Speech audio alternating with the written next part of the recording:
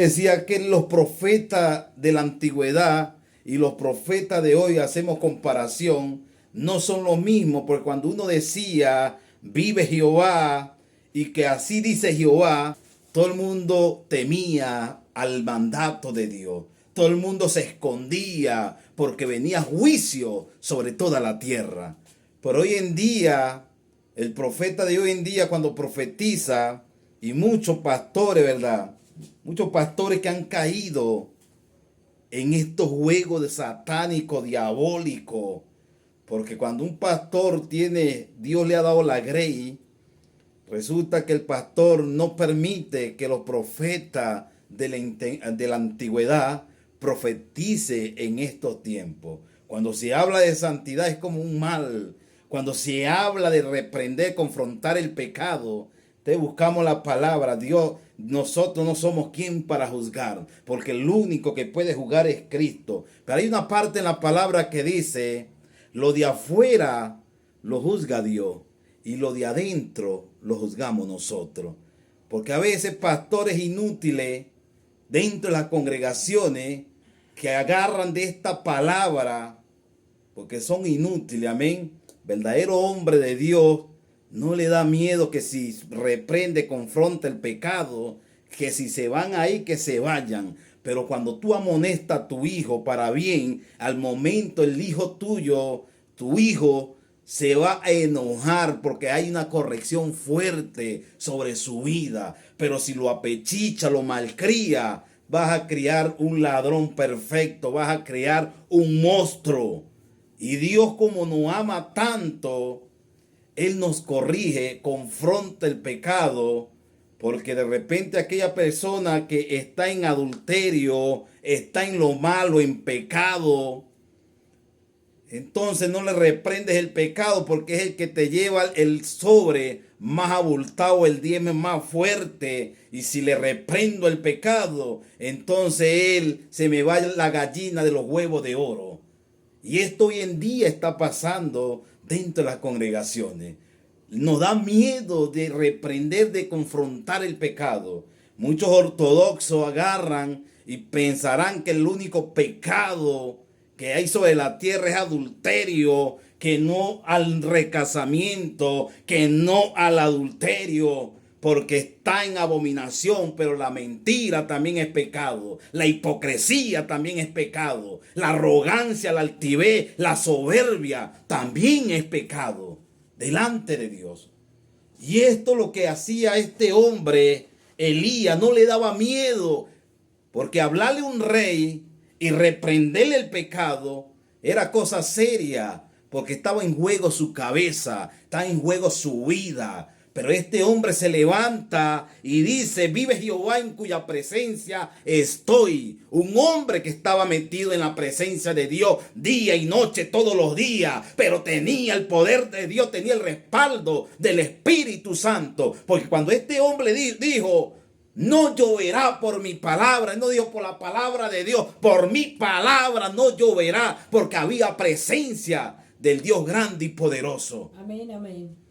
Cierta oportunidad también le dice al rey que reúna a todos los profetas de Baal y de Acera.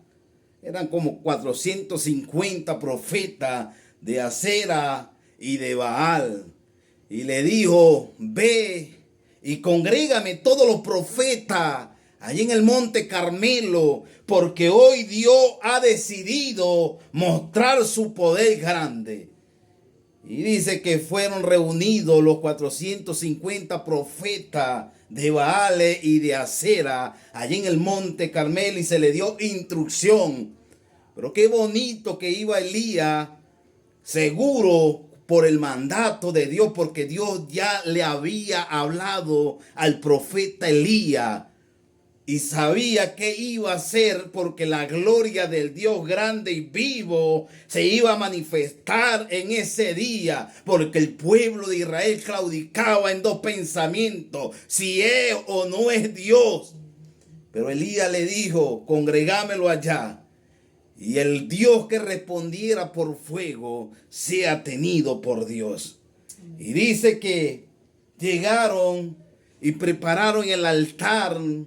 Quizá los Baales y lo de acera preparan el altar, descuartizan un carnero y lo ponen encima del altar. Y empieza la hora donde los profetas de Baales, como 450, y el pueblo como expectativa, allí viendo qué es lo que iba a suceder, porque tenían engañado al pueblo de Dios con su santería, brujería, mentiroso. Y esto es lo que hoy en día se está presentando, amén.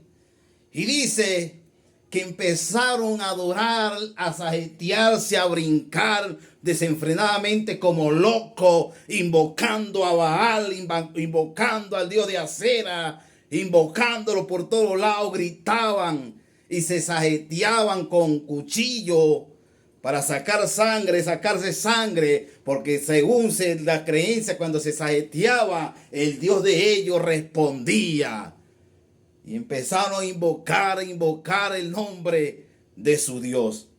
Pero Elías estaba ya confiado que ahí no iba a suceder nada, porque el Dios que le había hablado, él sabía en quién había creído, en un Dios grande y poderoso, un Dios vivo. Por eso que nosotros también somos vivos, porque hemos creído en un Dios grande y poderoso y vivo.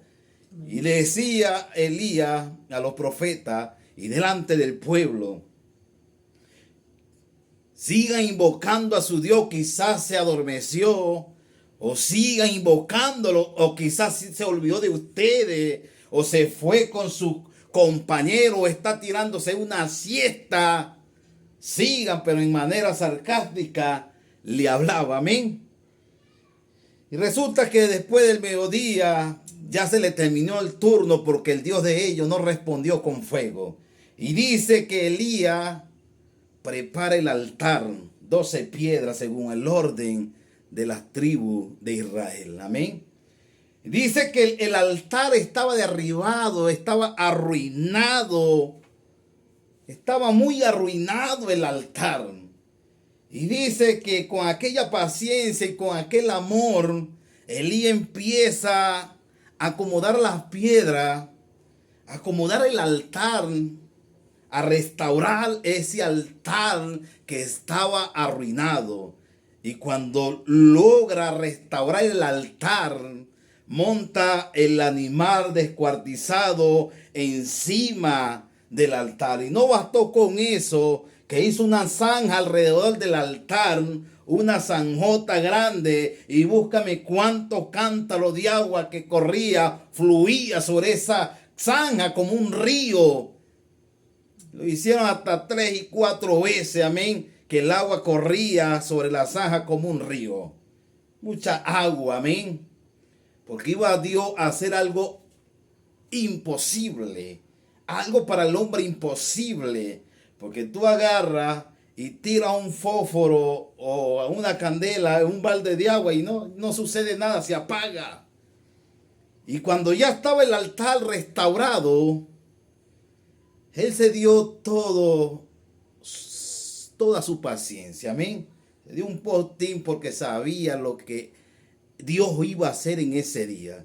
Y cuando el altar estaba restaurado, solamente invocó el Dios de Abraham, el Dios de Isaac y de Jacob. Empezó a invocarlo, Dios grande y fuerte y poderoso, amén. Para que este pueblo sepa quién es nuestro Dios poderoso. Responde con fuego.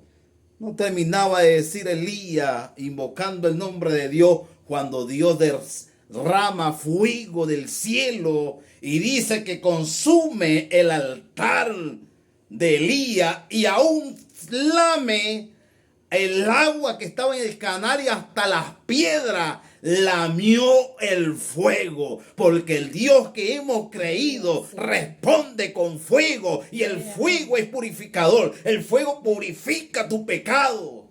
Pero eso sucede cuando nosotros restauramos el altar arruinado.